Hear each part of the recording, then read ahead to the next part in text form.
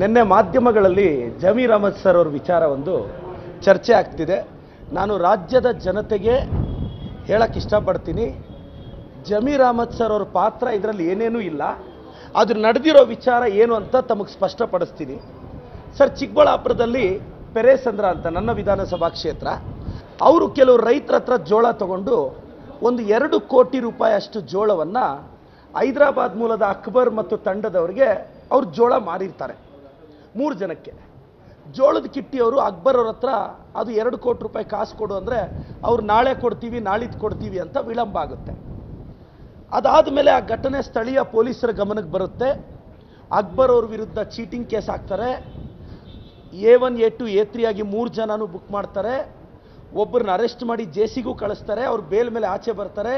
ಹೈಕೋರ್ಟಿಂದ ಅವರೇನೋ ಸ್ಟೇನೂ ತರ್ತಾರೆ. ಇದು ನಡೆದ ಘಟನೆ.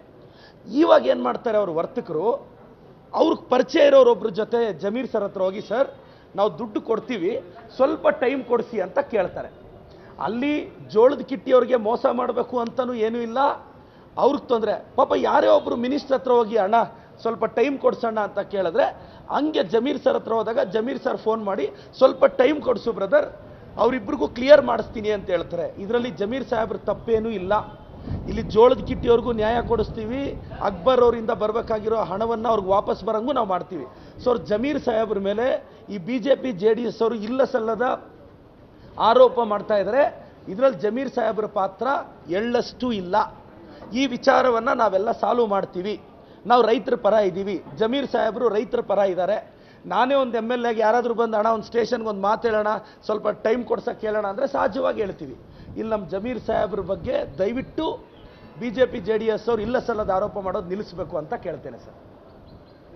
ಸರ್, ಈಗ ಸಭಾಪತಿಗಳು ಮಾತಾಡಿದರೆ ನೀವು ಆಕಸ್ಮಿಕವಾಗಿ ಆದಂತಹ MLA ಇಲ್ಲ, ಸಭಾಪತಿಗಳು ಹೊರಟ್ಟಿ ಸಾಹೇಬ್ರ ಮೇಲೆ ನನಗೆ ಅಪಾರವಾದ ಗೌರವ ಇದೆ. ಸಭಾಪತಿಗಳು ಮಾತಾಡ್ತಾ ಕೆಲವರು ಆಕಸ್ಮಿಕವಾಗಿ ಗೆಲ್ತಾರೆ ಅಂತ ಹೇಳಿದ್ದಾರೆ. ಸಭಾಪತಿಗಳೇ, ತುಂಬ ಗೌರವದಿಂದ ಹಿರಿಯರಿದ್ದೀರಾ ನೀವು. ಆಕಸ್ಮಿಕವಾಗಿ ಸಭಾಪತಿಗಳಾಗ್ಬೋದೇನೋ ಸರ್, ಆಕಸ್ಮಿಕವಾಗಿ ಶಾಸಕರಾಗೋದು ಕಷ್ಟ ಅಂತ ನನ್ನ ಅಭಿಪ್ರಾಯ. ಗೆದ್ದಿರೋರು, ವಿಧಾನ ಪರಿಷತ್ತಲ್ಲಿ ಗೆದ್ದಿರೋರು ಹಿಂಗೆ ಕೈ ಎತ್ತಿದ್ರೆ ಸಭಾಪತಿ ಎಲೆಕ್ಟ್ ಆಗ್ತಾರೆ. ಆದರೆ MLA ಆಗಬೇಕು ಅಂದರೆ 1 ಲಕ್ಷ ಜನ ವೋಟ್ ಹಾಕಬೇಕು ಅನ್ನೋದು ನನ್ನ ಅಭಿಪ್ರಾಯ. ಇದು ಈ ಹೇಳಿಕೆ ಸಭಾಪತಿಯವ್ರಿಗೆ ಅನ್ವಯಿಸಲ್ಲ, ಸಭಾಪತಿ ಆಯ್ಕೆಗೆ ಅನ್ವಯಿಸುತ್ತೆ ಅಂತ ಹೇಳ್ತಾ ಗೌರವದಿಂದ ಸಭಾಪತಿಗಳಿಗೆ ಹೇಳಕ್ಕೆ ಬಯಸ್ತೇನೆ ಸರ್. ಸರ್, ಇನ್ನೊಂದು KSPCC ಅವರು ವಯನಾಡಿಗೆ ಬನ್ನಿ ಅಂತ ವಯನಾಡು ಪರವಾಗಿ ಸರ್, ಖಂಡಿತವಾಗೂ ಈ ಮಾಹಿತಿಯ ಕೊರತೆ ಇದೆ ನನಗಿದ್ರ ಬಗ್ಗೆ ಐಡಿಯಾ ಇಲ್ಲ. ಖಂಡಿತವಾಗೂ ಅದು ತಿಳ್ಕೊಂಡು ನಾನು ರಿಯಾಕ್ಟ್ ಮಾಡ್ತೀನಿ ಅಂತ ಹೇಳಕ್ಕೆ ಇಷ್ಟಪಡ್ತೀನಿ. ಮತ್ತು ಇನ್ನೊಂದು, ನಮ್ಮ ಸ್ಪೀಕರ್ ಖಾದರ್ ಸಾಹೇಬ್ರ ಬಗ್ಗೆ ಇಲ್ಲ ಸಲ್ಲದ ಆರೋಪ ಮಾಡ್ತಿದ್ದಾರೆ. ನೋಡಿ, ನಮ್ಮ ಖಾದರ್ ಸಾಹೇಬರು ಪ್ರಾಮಾಣಿಕರಿದ್ದಾರೆ. ಯಾಕೆ ಸರ್ ಇಲ್ಲೇನಾಗ್ತಿದೆ, BJP ಅವ್ರಿಗೆ ಎಲ್ಲಿ ಖಾದರ್ ಅವರು ಮಿನಿಸ್ಟರ್ ಆಗಿಬಿಡ್ತಾರೋ, ಮಿನಿಸ್ಟರ್ ಆಗಿಬಿಟ್ರೆ ಈಗಲೇ ಅವ್ರು ಸ್ಪೀಕರ್ ಆಗಿರೋದು BJP ಅವ್ರಿಗೆ ಸಹಿಸ್ಕೊಳಕ್ಕಾಗ್ತಿಲ್ಲ. ನನಗೆ ಅರ್ಥ ಆಗದೆ ಇರೋದು, ಈ BJP ಅವ್ರಿಗೆ ಮುಸ್ಲಿಂ ನಾಯಕರನ್ನು ನೀವು ಯಾಕೆ ಟಾರ್ಗೆಟ್ ಮಾಡ್ತಿದ್ದೀರಾ? ಖಾದರ್ ಸಾಹೇಬ್ರ ಬಗ್ಗೆ ನಿಮ್ಮ ಹತ್ರ ಏನಾದರೂ ದಾಖಲೆ ಇದ್ದರೆ ಬಿಡುಗಡೆ ಮಾಡಿ. ಸುಮ್ಮನೆ ಖಾದರ್ ಸಾಹೇಬ್ರನ್ನ ಟಾರ್ಗೆಟ್ ಮಾಡ್ತೀರಾ, ಜಮೀರ್ ಸಾಹೇಬ್ರನ್ನ ಟಾರ್ಗೆಟ್ ಮಾಡ್ತೀರಾ? ದಯವಿಟ್ಟು ಖಾದರ್ ಅವ್ರ ಬಗ್ಗೆ ಬಂದಿರೋ ಆರೋಪಗಳು ಎಲ್ಲ ಸುಳ್ಳು. ಸುಮ್ಮನೆ BJP ಅವ್ರ ಮಿನಿಸ್ಟರ್ ಆಗೋ ಟೈಮಲ್ಲಿ ಸುಮ್ಮನೆ ಅವ್ರಿಗೆ ಅಡ್ಡಗಾಲ ಆಗ್ತಾ ಇದ್ದಾರೆ ಅಂತ ಹೇಳಕ್ಕೆ ಇಷ್ಟಪಡ್ತೀನಿ.